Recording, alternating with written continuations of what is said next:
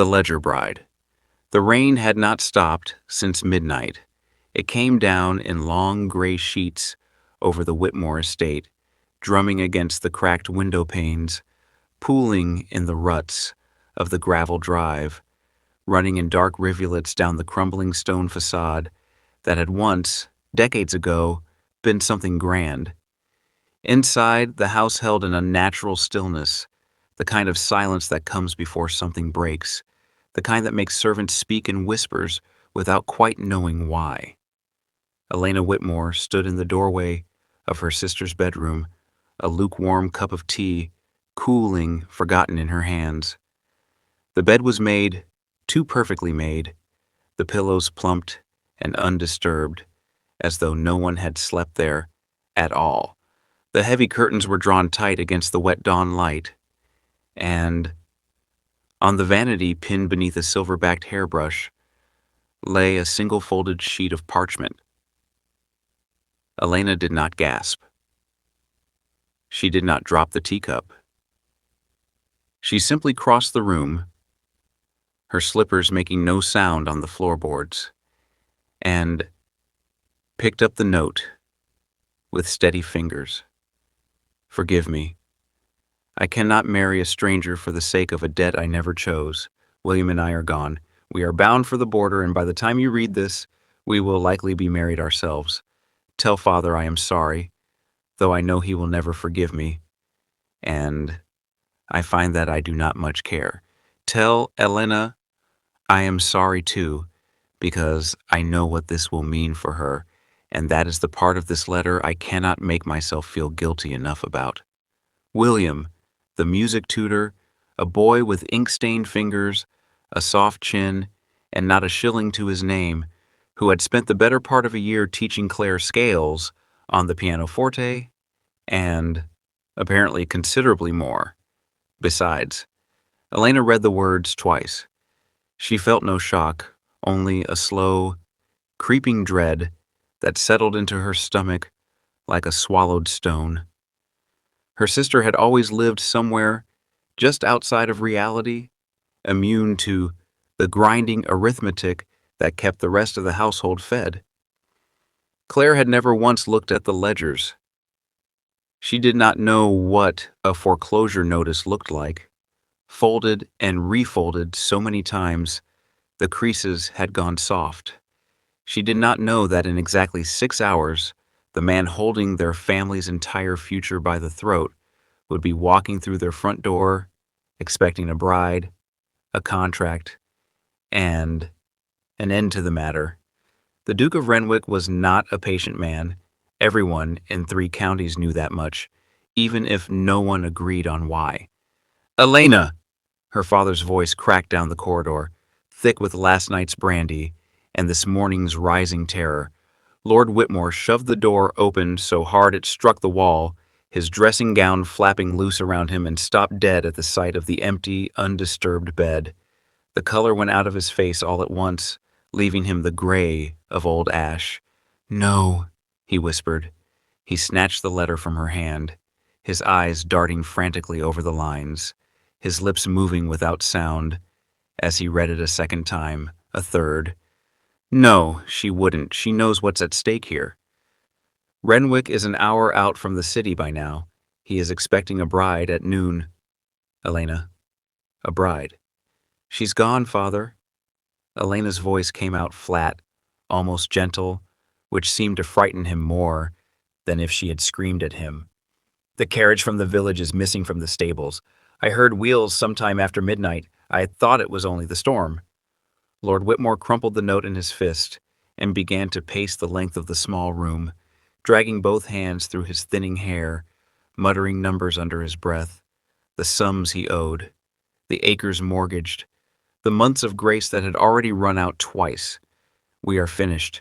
Do you understand that? Finished. Renwick will call in every note the moment he learns of this.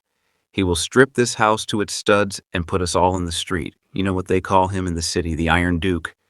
The man does not negotiate. He does not forgive a broken bargain. Not for sentiment, not for anything. He stopped pacing abruptly. He turned, he looked at Elena, truly looked at her, in a way he rarely bothered to, the way a desperate man looks at a column of figures when he is searching for one number that might still save him. Elena felt the cold prickle of warning crawl up the back of her neck before he even opened his mouth again. She was 22, 3 years Claire's senior, and had spent most of those years being politely, thoroughly overlooked. Where Claire was golden-haired and soft-featured, blessed with the kind of prettiness that made strangers smile at her in shops, Elena had plain brown hair that refused to hold a curl, eyes the color of an overcast sky, and a jaw the housekeeper had once unkindly described as rather too square for a lady of quality. She ran the household accounts because someone had to and no one else would. She negotiated with the coal merchant twice a month, always for slightly better terms than they deserved. She had never once, in her entire life, been called the beauty of the family, and had long ago stopped minding, or had told herself she had. "You," her father breathed, and something in his expression shifted from panic into calculation. "Father, no. The contract says a daughter of this house. It does not name her specifically. I checked it myself. Not an hour ago, thinking there might be some escape in the wording, and there it is, plain as anything. A daughter. It doesn't specify which. It doesn't specify because everyone in London knows exactly which daughter he was promised. You paraded her in front of him for 3 weeks last season. He chose her. He has seen her face. He saw her face across crowded ballrooms 3 times, Elena, at a distance, in candlelight, surrounded by 50 other young women in white muslin who all look more or less the same to a busy man with no patience for society. He is not a romantic. He does not carry her portrait next to his heart. He wants a wife who can run a household and cause him no scandal, and he will get exactly that, whichever of my daughters stands in that hallway at noon. It is fraud, Elena said, backing a step away from him. The teacup finally set down, with a clatter she didn't quite manage to control. It is survival. He crossed the room in 2 strides and seized her by the shoulders, his hands trembling badly enough that she could feel it through the fabric of her sleeves. Do you want to scrub floors in a workhouse, Elena? Do you want to watch your mother's rings sold at auction, watch this house stripped and sold to some cotton merchant who will tear down the east wing for the stone? Because that is precisely what waits for all of us by sundown if that man rides away from this house unmarried today. You will put on the gown, you will greet him, you will say nothing that contradicts what I tell him, you will do this, or so help me, I will curse the day you were ever born into this family." There was no warmth left in his eyes at all, only the raw, cornered panic of a man who had gambled away everything that had ever been entrusted to him and had at last run entirely out of chips to bet with. Elena looked at the man who had lost her dowry at cards, who had mortgaged the tenant farms twice over, who had let the roof of the east wing rot for 4 years rather than spend a shilling on repair, and she felt something in her chest go very still and very cold. She hated him in that moment, fully and clearly, the way one hates a stranger rather than a father. But she hated the idea of the street and the workhouse and the auction block for her mother's rings rather more. "Fine," she said quietly, and her own calm frightened her more than his panic had. "Let go of me." The next 3 hours were an exercise in slow, grinding humiliation. Claire was built of soft curves and gentle lines. Elena was taller, leaner, sharper through the shoulder, and narrower through the hip, built for endurance rather than ornament. The maids, weeping quietly as they worked, more afraid of the master of the house than sympathetic to his eldest daughter, forced her into Claire's wedding gown, a confection of pale rose silk and excessive lace never designed for a body shaped like hers. The corset strings were pulled cruelly tight, biting into her ribs until she could manage only shallow, careful breaths. The silk strained across her shoulders and gaped loose and wrong at the waist, no amount of pinning quite disguising the mismatch. They curled her hair into ringlets that did not suit the planes of her face, scraping her scalp raw with a hot iron in their haste. Elena stared at her reflection in the tall vanity mirror and did not recognize the woman looking back at her. Not herself, not her sister, something in between, a counterfeit coin stamped with the wrong face, dressed up to pass for something she had never been and would never manage to convincingly become. "The carriage," a young maid whispered from the window, voice trembling audibly. "He's here, my lady. He's really here." There was no ornamentation to the vehicle rolling up the long gravel drive, no gilded crest on the door, no liveried outriders, nothing but black lacquer and a matched pair of black geldings moving at an unhurried, purposeful trot. The carriage of a man who valued efficiency over admiration, who had no need to announce his own importance because everyone already understood it perfectly well. Elena stood in the shadow of the entrance hall, her father sweating visibly beside her, dabbing repeatedly at his upper lip with a linen handkerchief that smelled of both peppermint and fear. The footman opened the carriage door. Julian Ashford, Duke of Renwick, stepped down onto the wet gravel. He was not handsome in any fashionable drawing-room sense. No artfully tousled curls, no tightly fitted breeches coute Pirelli for admiration in a ballroom. He looked rather as though he had been carved from granite some years ago, and left standing out in the weather ever since, the elements slowly wearing him down into something harder rather than softer. Tall, broad through the shoulder, dressed in a severe charcoal riding coat, with none of the excessive tailoring fashionable men favored, black hair cropped close and practical, silvering faintly at the temples in a way that suggested more hard years than actual age, a face defined by a strong, slightly crooked nose and a jaw set in what looked like permanent low-grade tension. He moved across the gravel with a slight, deliberate stiffness in his left leg, the rumor of an old duel or a riding accident or something worse, though society could never quite agree on the particulars, and he had never once bothered to correct any version of the story. He did not so much as glance at the crumbling grandeur of the Whitmore house, the peeling paint, the missing roof tiles visible even from the drive. He looked directly at the front door, and he walked toward it with the unhurried certainty of a man arriving to collect a debt he knew, without question, would be paid.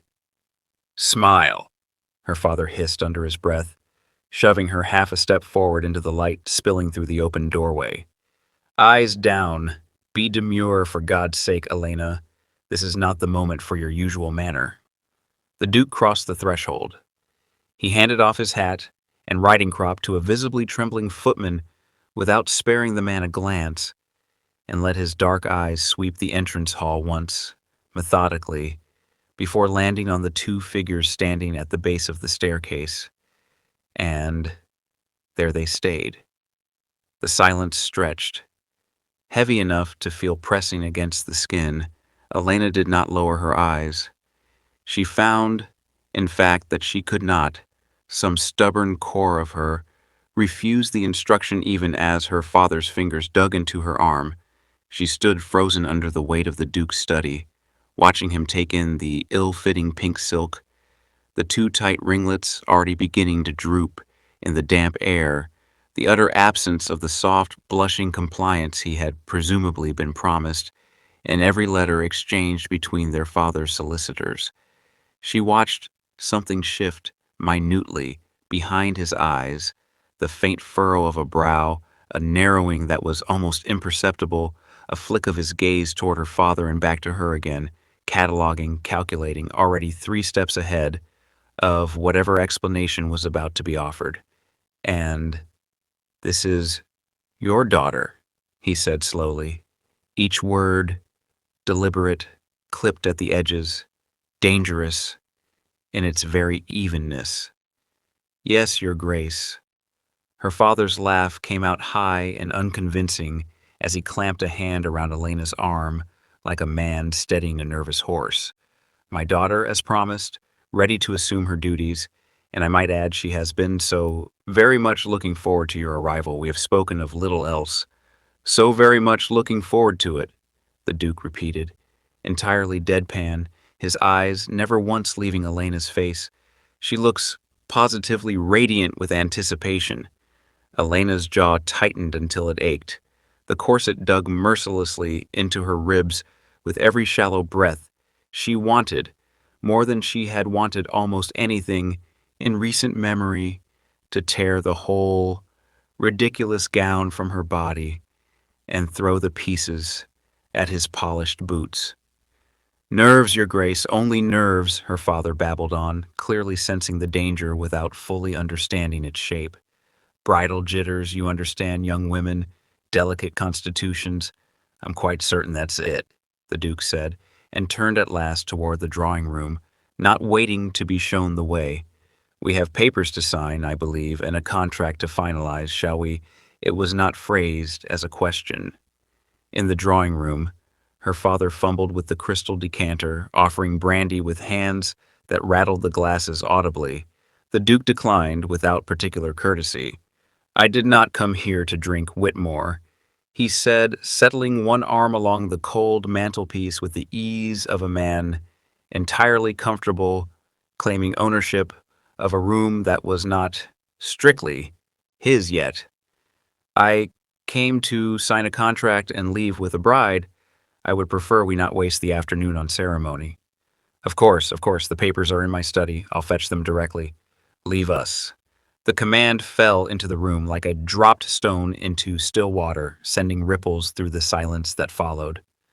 Lord Whitmore froze mid-turn, one hand still hovering near the decanter. Pardon, Your Grace? I said leave us. I wish to speak with the woman I am to marry. Alone. His eyes had not moved from Elena once since entering the room. It is highly irregular, Your Grace. An unchaperoned gentleman and lady. Propriety left this house the moment I crossed your threshold, Whitmore, and we both know it. Do not play the protective father with me now.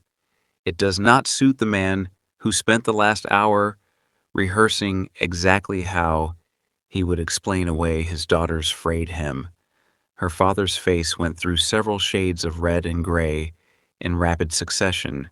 He looked at Elena, looked at the door, swallowed hard enough that his throat visibly worked, and backed out of the room like a man fleeing the immediate presence of a king he had recently and grievously offended. The heavy oak door clicked shut behind him. The silence that followed felt entirely different from the silence before, more private, more exposed, and somehow more dangerous for it.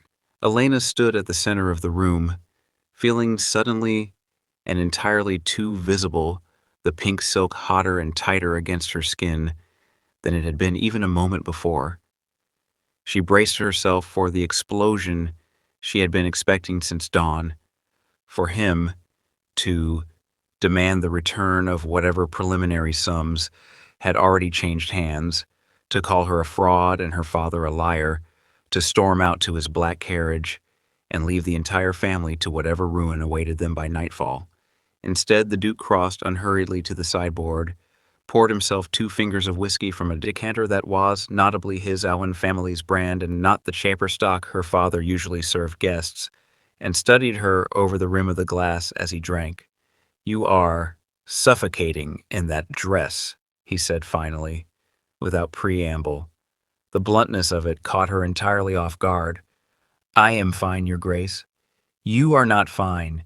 It is cutting off your circulation, and the color is doing something rather unfortunate to your complexion.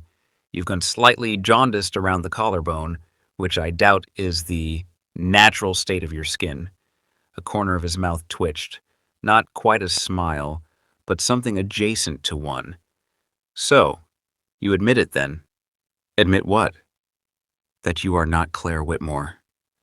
Something in Elena simply gave way at that. The pretense collapsing all at once, taking with it the last of her fear, because there was, she realized, no point whatsoever in continuing a charade that had apparently failed within the first 30 seconds of his arrival. She reached up, found the ribbon holding the too tight ringlets in place, and pulled it loose. Her hair fell around her shoulders in its natural, uncurled state, and something in her posture eased with it. "No," she said, "I'm Elena, the elder sister. And where, precisely, is the younger one? The one I was promised in 3 separate letters from your father's solicitor. Halfway to the border by now, I should think, with a music tutor who writes truly dreadful poetry and owns, as far as I am aware, nothing at all besides his instrument and a very great deal of confidence." For a long moment the only sound in the room was the steady ticking of the mantel clock. Then, entirely unexpectedly, the Duke exhaled a long breath and dragged one hand down over his face. "Of course she is, the romantic little fool. I did warn Whitmore, in my last letter, that a girl who spends that much time reading novels rarely makes a reliable business partner." "You are not angry?" Elena asked, genuinely startled now. "Angry?" He looked at her properly for the first time, not cataloging her deficiencies against some imagined standard, but actually looking the way one looks at a person rather than an object. Some of the granite eased visibly from his expression. "I am exhausted, Miss Whitmore. I sit through parliamentary sessions where grown men speak for 3 hours and manage to say precisely nothing of substance. I run 3 separate estates, a shipping concern, and a coal interest that currently requires more of my attention than all 3 estates combined. I need a wife who can manage a household competently, provide an heir in due course, and otherwise stay out of my way while I attend to matters that actually require my attention. Your father offered me a beautiful, biddable girl who would look well at the head of my table and cause me no difficulty whatsoever. I accepted the arrangement because it seemed the simplest possible way to cross an obligation off a very long list." He set his glass down on the mantel with a soft, deliberate click. "I expected, upon arriving here, to find a weeping child clinging to her father's arm, or perhaps a young woman so overcome with the honor of the match that she would faint dead away at my feet, which I am told is not uncommon, and which I find, frankly, tiresome in the extreme. Instead, I find a woman standing in a dress that palpably does not fit her, looking at me as though I were a firing squad she has resolved to face without so much as blinking." "My father ordered me to pretend," Elena said quietly, some of her earlier defiance softening into something closer to honesty. "He believed you either would not notice or would not care enough to remark upon it if you did." "I notice everything," the Duke said, and took a step closer. Up close, she could see the exhaustion carved into the deep lines around his eyes and mouth. Not the storybook cruelty of a villain, not the polished charm of a prince, just a tired, overworked man carrying considerably more weight than any single person ought to be asked to bear alone. "Why did you agree to wear the dress if the deception troubled you so much?" She could have lied to him. She found, standing there in her sister's ruined gown, with her hair falling loose around her shoulders, that she had no particular desire to. "Because I manage this household's ledgers and have done for the better part of 6 years.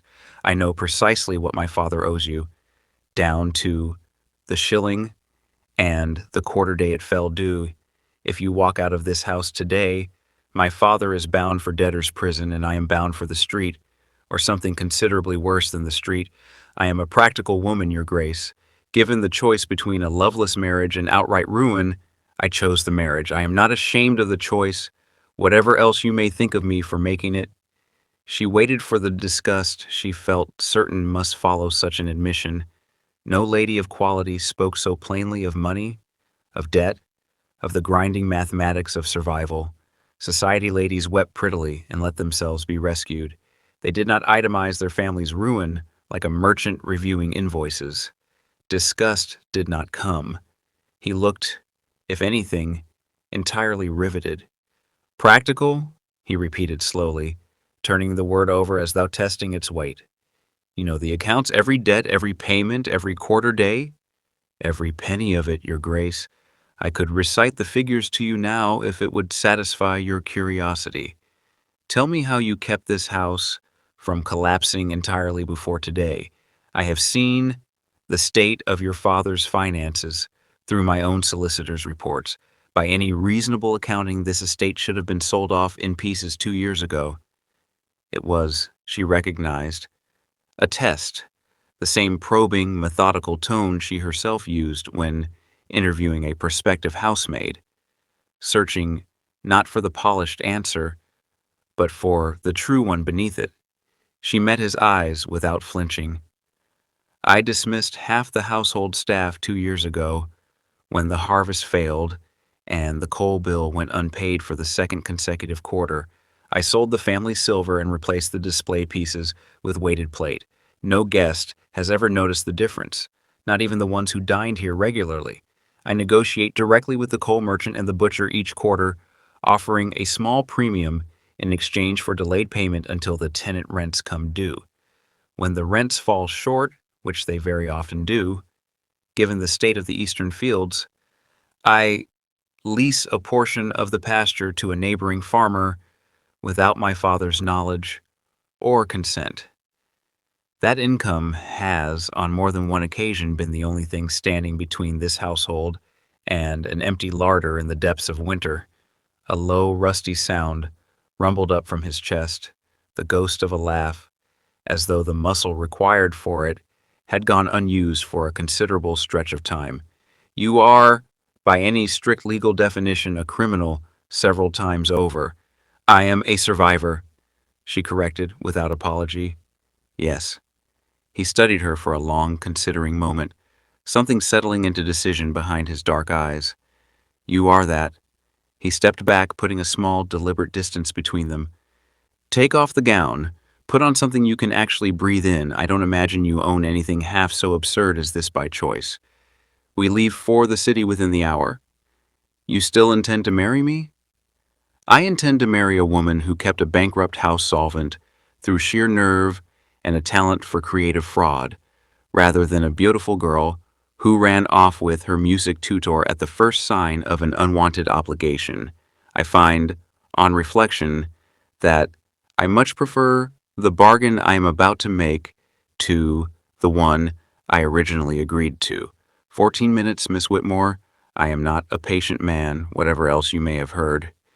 Took Elena precisely 14 minutes by the mantel clock in her own small room to pack her entire life into a single battered leather trunk, two plain wool dresses in sensible drab colors, a pair of sturdy walking boots, a handful of undergarments, and the household ledgers she absolutely refused to leave behind, whatever the Duke's own stewards might make of a new duchess arriving with a decade of another family's account books in her luggage.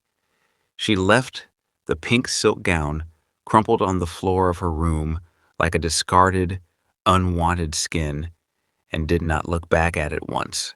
Her father waited at the bottom of the stairs, wringing his hands, unable quite to meet her eyes, as a footman carried her single trunk out toward the waiting carriage. The debts are cleared, he said finally when the silence had stretched too long even for him to bear. The papers are signed, the foreclosure is halted. Then you have precisely what you wanted, father. She did not offer her cheek for a farewell kiss, nor extend her hand for one final paternal blessing. Do not gamble the estate away a second time. I will not be here to fix the books for you again. She walked past him and out into the gray, rain-washed afternoon, where the Duke stood waiting beside the open carriage door. He looked her over once, the plain traveling dress, the single unassuming trunk, and gave a single approving nod, as though she had passed some final, unspoken inspection. He offered his hand. She hesitated for the smallest fraction of a second, then placed her gloved fingers in his. His grip was firm, calloused in a way that suggested more than idle wealth, and he handed her up into the carriage with an easy strength that required no visible effort at all. They did not look back at the house as the carriage pulled away down the long gravel drive. For the better part of the first hour, the only sound between them was the rhythmic thud of hooves on the wet road and the steady creak of the leather springs. Elena sat stiffly upright, her hands folded in her lap, watching the bleak countryside slide past the rain-streaked window, half convinced the entire day might yet dissolve into a dream from which she would wake back in her own narrow bed. "You're shivering," the Duke said eventually. It was the first thing either of them had said since climbing into the carriage. "I am not." Without asking permission, he reached beneath his own seat, produced a heavy fur-lined lap robe, and dropped it across her knees with a decisiveness that discouraged argument. "Put it on. I have no particular interest in arriving in the city with a bride already dying of a chill. It would be exceedingly poor for the schedule I have planned for tomorrow morning." She pulled the robe up to her chest despite herself. The warmth was immediate and almost embarrassingly welcome after the damp chill of the last few hours. "Thank you." He had already returned his attention to a thick stack of documents pulled from a leather case at his side, but he did not go entirely back to his reading.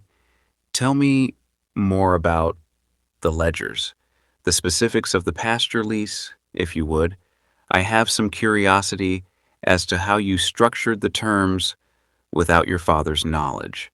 And so, for the better part of the remaining journey, she told him the exact terms she had negotiated with the neighboring farmer, the small deception she had practiced on the coal merchant, the careful arithmetic that had kept a bankrupt household fed through 3 consecutive hard winters. He listened the way one business partner listens to another, laying out a proposal, weighing each detail, occasionally asking a sharp, precise question that revealed he had been following every figure closely. Not the way any man had ever listened to her before, and certainly not the way a prospective husband was meant to regard a woman he had married that very morning in place of the sister he'd actually been promised. Something in Elena that had been braced for months, perhaps years, against exactly this kind of scrutiny, slowly, unexpectedly began to unclench. "My holdings are considerable," he said eventually, setting his documents aside entirely. "A townhouse in the city, the northern estate at Ashford Hall, smaller holdings further afield that I visit perhaps twice a year if I am fortunate. My stewards are competent men on the whole, but they require oversight. I simply do not have the hours in a day to provide myself. I need someone to run the domestic side of this entire enterprise ruthlessly and without constant supervision. Can you do that, Miss Whitmore? I ran a bankrupt house on nothing but sheer nerve and a talent for creative fraud, Your Grace. I expect a functioning household with an actual operating budget will prove something of a holiday by comparison." The corner of his mouth twitched again, more definitely this time, something almost approaching a genuine smile. "My name is Julian. If we are to be partners in this enterprise, as I rather suspect we now are, you will use it when we are alone together. Your Grace sounds a great deal like a rebuke every time you say it." "Julian?" she said, testing the weight and shape of the name in her mouth. He nodded, apparently satisfied. "We marry tomorrow morning, by special license, quietly, a vicar, my solicitor as witness, nothing more elaborate than that. After the ceremony, you are the Duchess of Renwick in full. The household staff will answer to you directly. The accounts, all of them, will be entirely open to your inspection. In return, you will manage my various households with the same ruthless efficiency you have just described to me at some length. You will stand beside me when society requires it of us both, and you will cause me no scandal that I am not already personally responsible for causing myself. A business arrangement, then? The most successful marriages I have observed among my acquaintance are almost invariably boucheries arrangements Eliate on Swick on Rohanke Passion tend to collapse within a decade, usually taking a great deal of money and reputation down with them. He turned back toward his documents, though something in his tone had softened considerably from the clipped formality of their first exchange in the drawing room. Romance is a disease that makes otherwise sensible people do extraordinarily foolish things, running off to the border with an impoverished music tutor, for instance, when a perfectly stable marriage was already on offer. Elena looked out at the rain-slicked window, watching the last of the Whitmore lands give way to unfamiliar country, and found, somewhat to her own surprise, that she did not feel afraid. There were no illusions here to eventually shatter, no hidden debts waiting to be discovered, no impossible expectation that she transform herself into something soft and ornamental she had never been suited to becoming. She had been hired, quite plainly, for her competence rather than her beauty, and she found she preferred the honesty of that arrangement to anything her father had ever offered her. She intended, from that moment, to be the single best investment the Duke of Renwick had ever made in his life. The Ashford townhouse did not look, on first approach, like a home so much as a bank. Pale, symmetrical stonework, precisely matched windows, a heavy black front door flanked by gas lamps already burning steadily against the gathering evening fog despite the early hour. 30 members of staff stood arranged in a silent, perfect line across the marble entrance hall, clearly and visibly expecting the golden, delicate bride, whose description had evidently preceded her by several days, through whatever channels servants used to pass along such intelligence. "This is Elena," Julian announced without preamble, shedding his heavy traveling coat into the waiting hands of a footman. "She is to be my wife by tomorrow morning.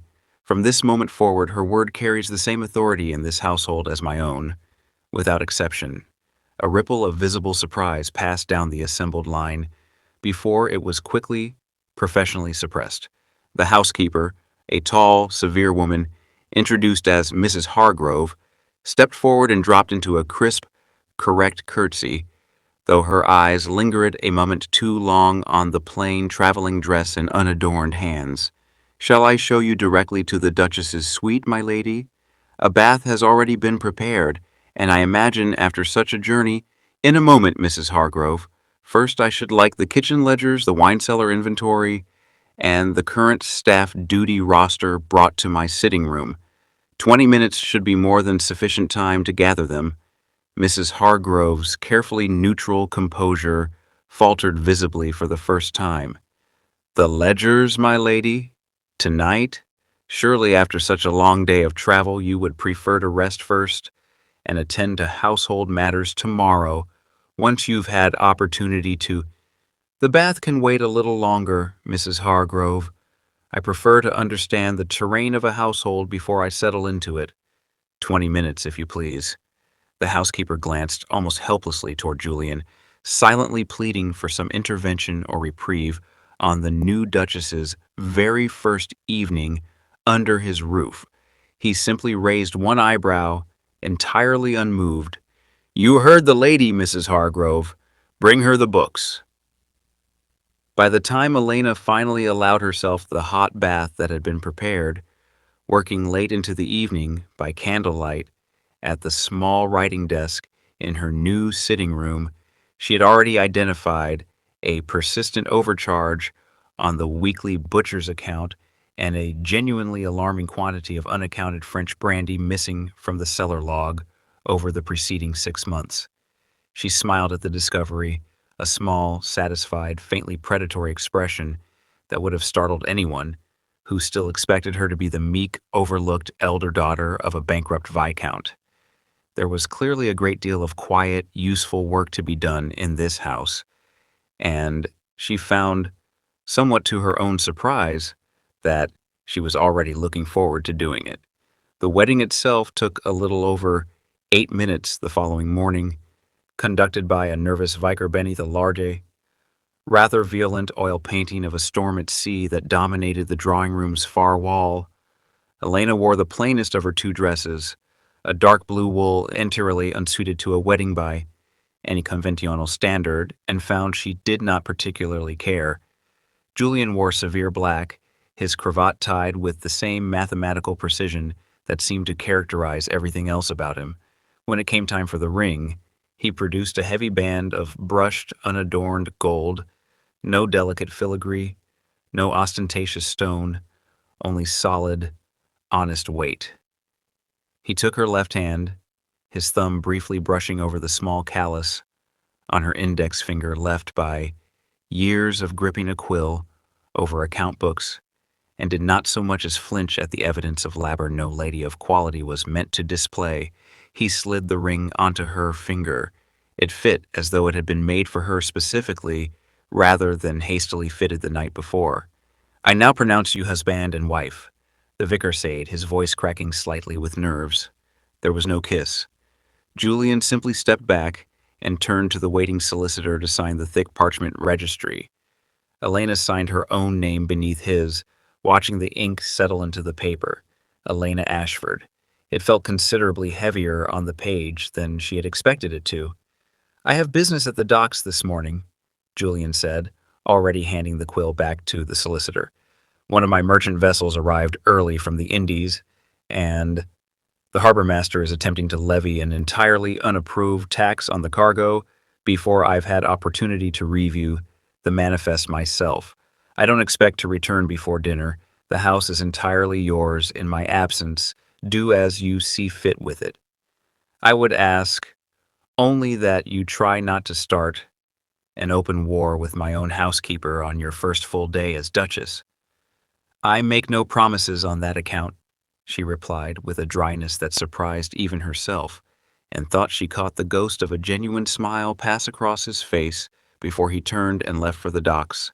By noon she had rearranged the drawing-room furniture entirely to make better use of the room's natural light, instituted a new filing system for household receipts that Mrs. Hargrove privately admitted was a considerable improvement over the old one, and correctly identified, much to the visible alarm of the head cook, that he had been billing the household for a considerably finer grade of flour than he was actually using in the kitchens. She was sitting with a cup of strong tea, feeling a quiet, unfamiliar satisfaction settle over her, when the butler appeared in the doorway, looking distinctly uncomfortable. "Begging your pardon, your grace. There is a visitor in the front parlor, Lady Augusta. She has asked specifically for the new bride." Elena searched her memory of the brief, handwritten list of relatives Julian had given her during the carriage journey. Lady Augusta, his late father's sister, a widow of some 20 years, known throughout the family, according to Julian's own dry notation, to thrive on gossip and the misfortune of others. Did she ask for the Duke specifically, or for me? "For the new bride, your grace, specifically.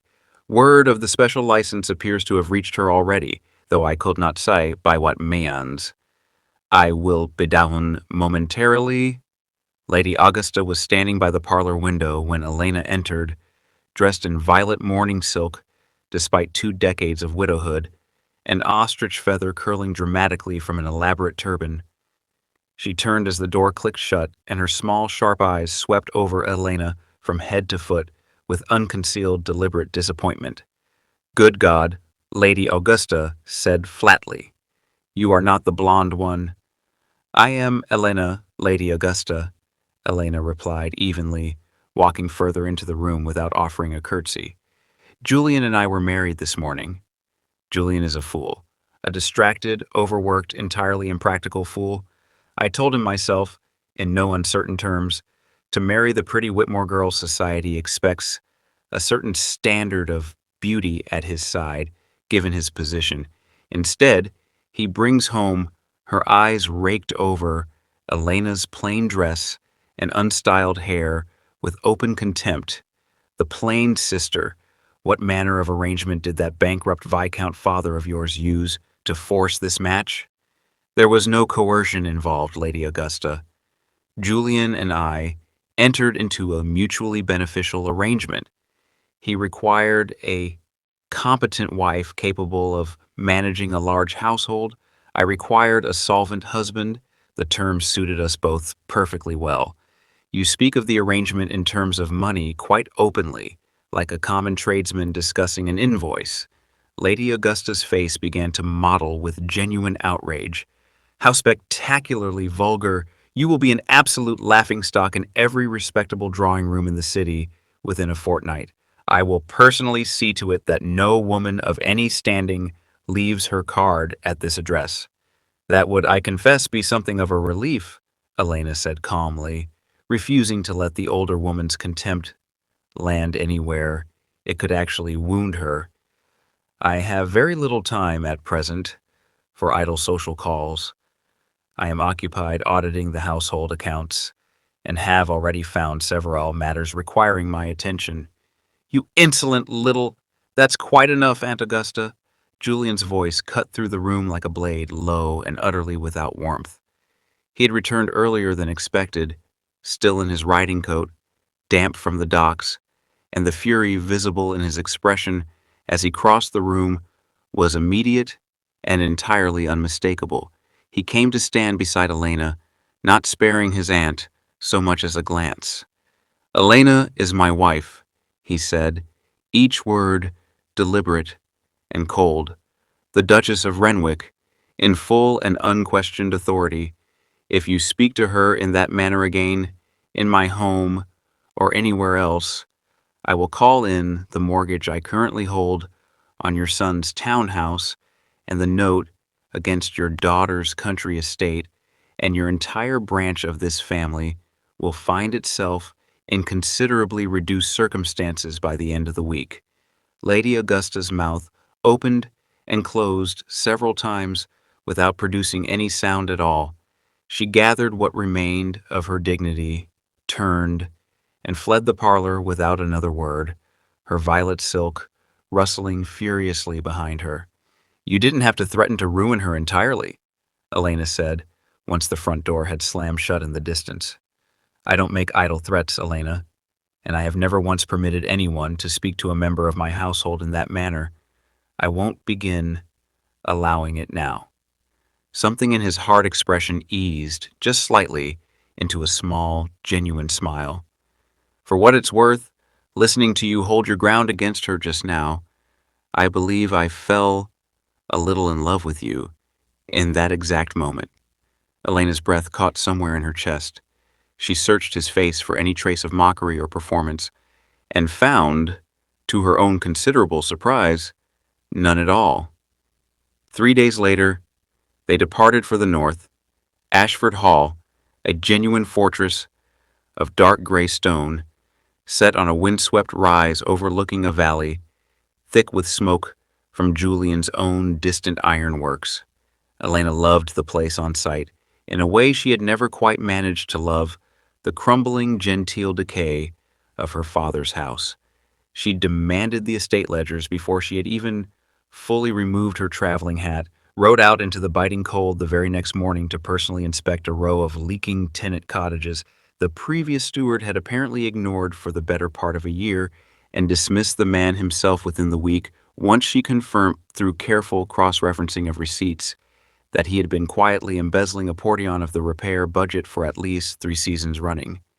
"You haven't even removed your hat yet," Julian observed dryly, leaning in the library doorway on his cane, watching her drag a massive leather-bound ledger across the desk with an expression of deep, undisguised fascination. "The hat does not impair my ability to read figures, Julian." For 2 months that followed, they orbited each other in a kind of fierce, efficient partnership that neither of them had quite anticipated when the arrangement began. They rode out together most mornings across the frost-hardened fields, debated crop rotations and tenant leases over long dinners in his study surrounded by blueprints and account books, argued, genuinely argued, as equals, in a way Elena had never once been permitted to argue with any man in her life, over the merits of investing in new drainage for the eastern pastures. Elena stopped wearing tight corsets entirely, favoring instead heavy, practical wool and sturdy boots suited to actual work. The sharp, hollow angles that near constant worry had carved into her face over the years began slowly to soften into something healthier, something closer to genuine contentment. The defensive edge in her voice remained, but it was no longer fueled by desperation. It had become instead simple confidence, the settled certainty of a woman who finally knew her own worth, was recognized rather than merely tolerated. She was, for the first time and longer than she could properly remember, entirely safe. The ledgers balanced. The Duke, whatever else might be said of his temper or his reputation, kept his word in every particular. And something quieter, warmer, and considerably more dangerous than mere safety had begun, slowly, to grow in the space between them. Then the winter storms arrived in earnest, and with them, the past finally caught up to the both of them.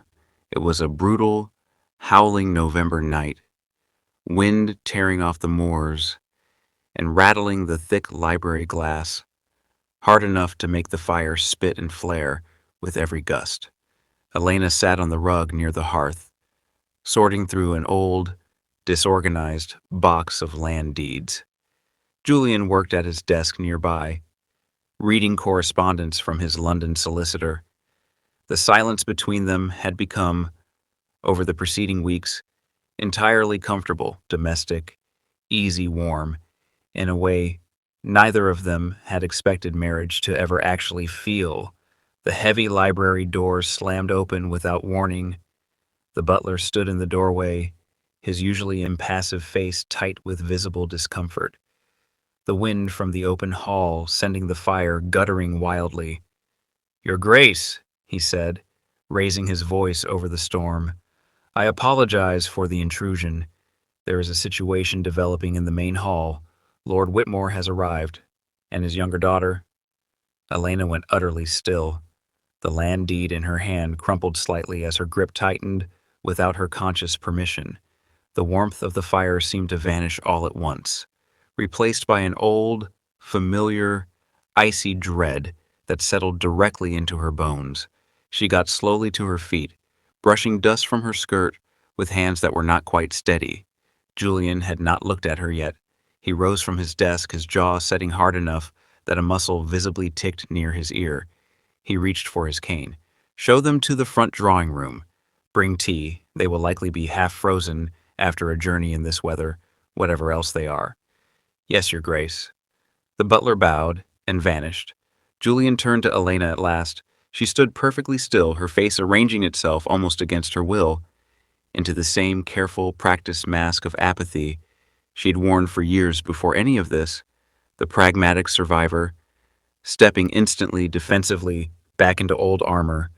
"Elena," he said, more gently than she had heard him speak before, taking a step toward her. "Do not." Her voice came out sharper and more brittle than she intended. She stepped back. "I will go upstairs. This is a matter between you and my father, as the original contract specified." "The hell it is," Julian said, and the sudden edge of violence in his voice made her flinch despite herself. "You are my wife. You will stand beside me for this, or I will throw the both of them back out into the snow within the minute."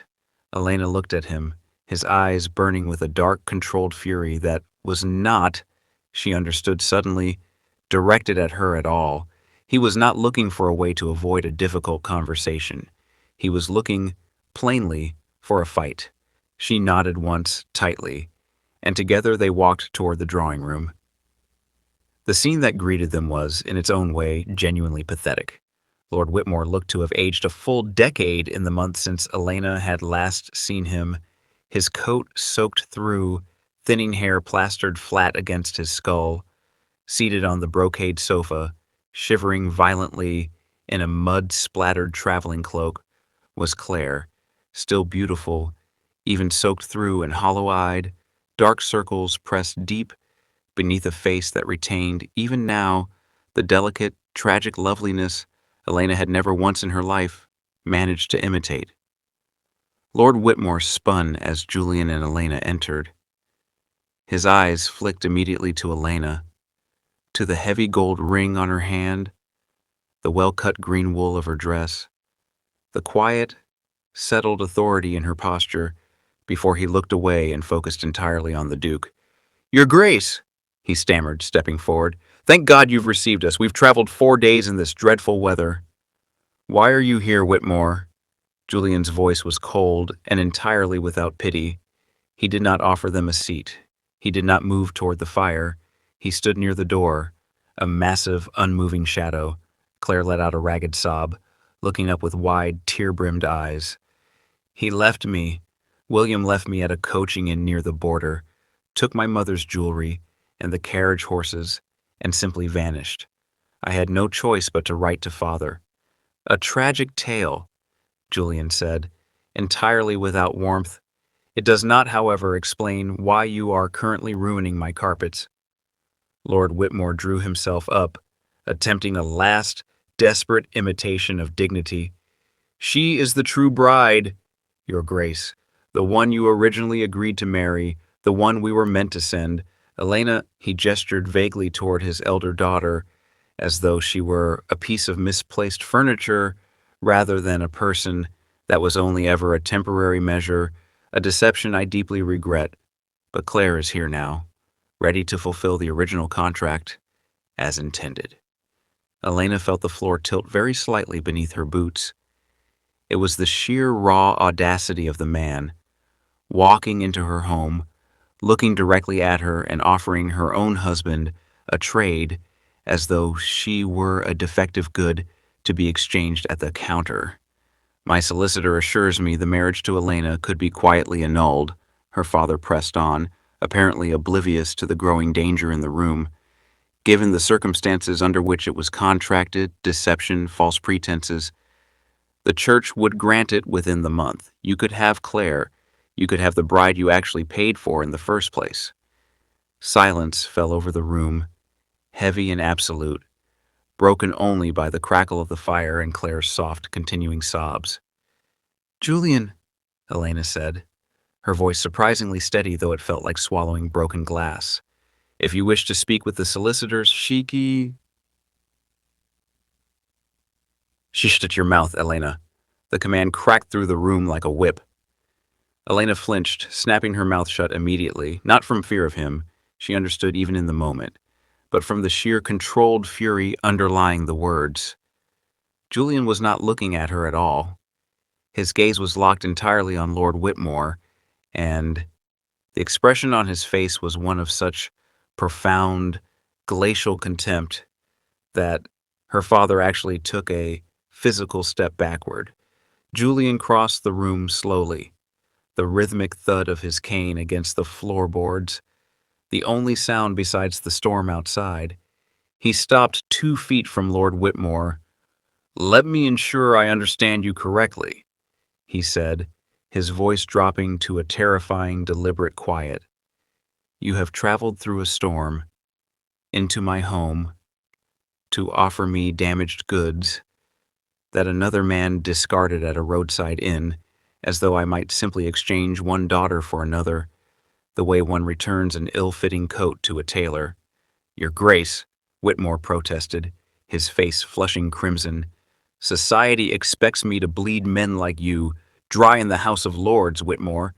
They do not dictate what I keep in my own home or in my own bed." Julian leaned slightly closer, towering over the older man. "You think I want a weeping, treacherous girl who runs at the first sign of a mediocre sonnet and comes crawling back the moment her fortune-hunting tutor abandons her at a coaching inn? You think I want a woman who requires constant saving?" He turned his head, and his eyes found Elena's across the room, the anger in his expression fracturing to reveal something fierce, possessive, and entirely without artifice. "I already have a duchess," Julian said, and the words rang through the drawing room with the finality of a gavel striking wood. "A woman who stood before me in a hideous, ill-fitting gown and told me, without a single tear, that she would rather marry a monster than starve. A woman who balanced my entire household's accounts within her first evening under my roof, who reduced my own housekeeper to nervous compliance within a week, who rode out into freezing mud herself to inspect tenant roofing because she protects what belongs to her without exception and without complaint. He turned back to Lord Whitmore, his voice dropping lower still, colder still. If you ever, in this lifetime or the next, suggest that I would trade Elena for this pathetic weeping creature on my sofa, I will not simply context hay. Call in your remaining debts. I will buy the ground beneath your feet, tear your ancestral house down, stone by stone, with my own hands, if necessary, and salt the earth so thoroughly that nothing will ever grow there again. Do you understand me?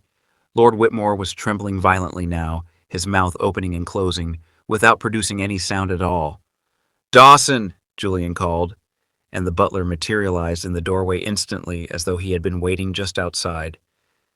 "Put them in the servants' quarters for the night, cold meat and bread only. At dawn, have a carriage take them to the rail station. If either of them ever sets foot on Ashford land again, I will have the hounds turned loose. At once, your grace."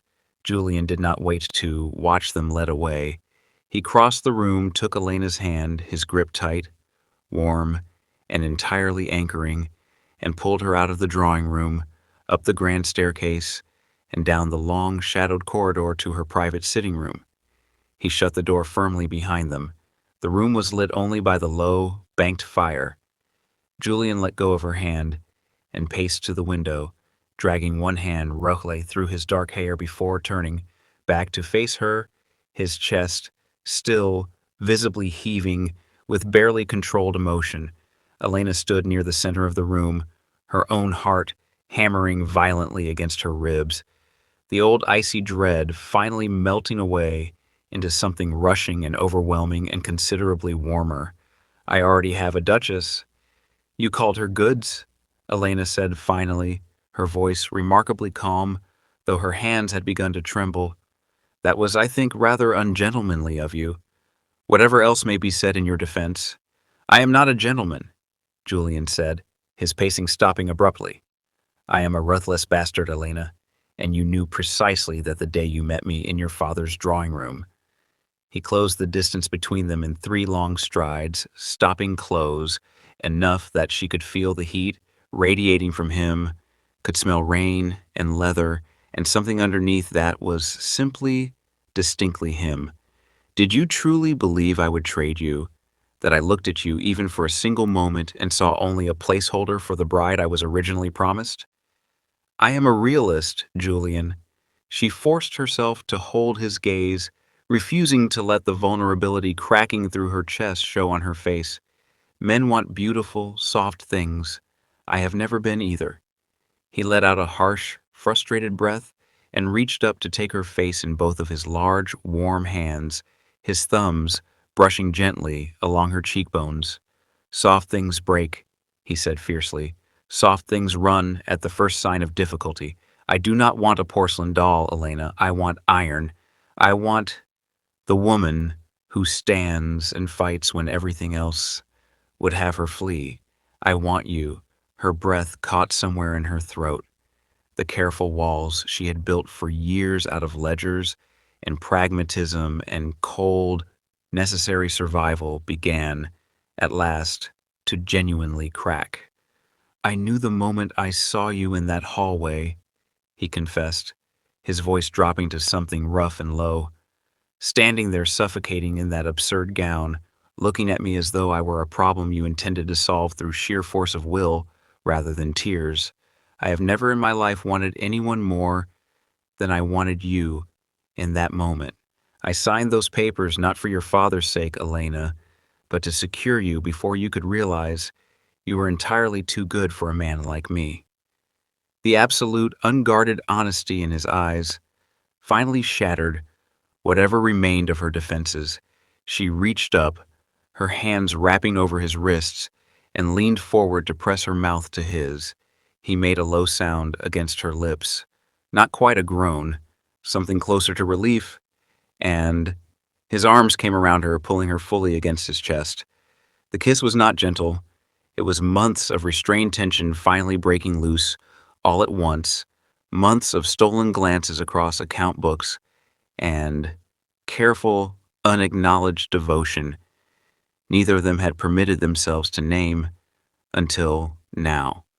Morning came gray, and rain streaked against the windows.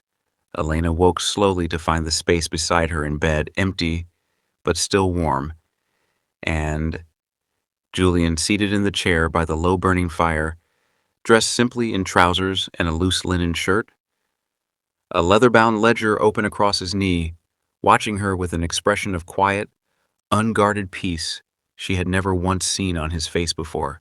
"What are you reading?" she asked, voice still thick with sleep, a faint blush rising to her cheeks under the weight of his steady attention.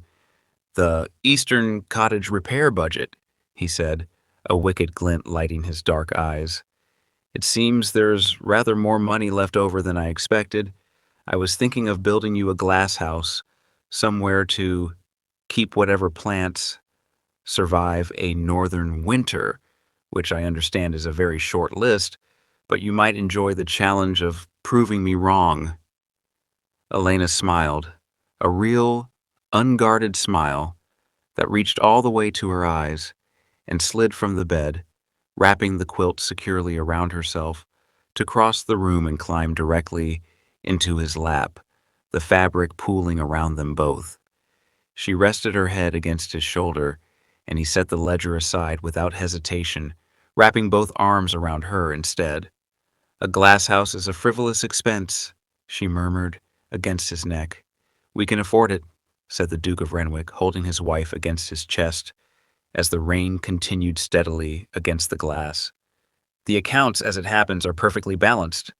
She had never once been the delicate, beautiful thing society expected a duchess to be, but she had been, in the end, precisely the iron he needed, and their unlikely marriage proved, in its own quiet way, that the deepest and most lasting kind of love story is not always built from poetry or perfect beginnings, but sometimes from pragmatism, fierce loyalty, and a ledger that, at long last, finally balances.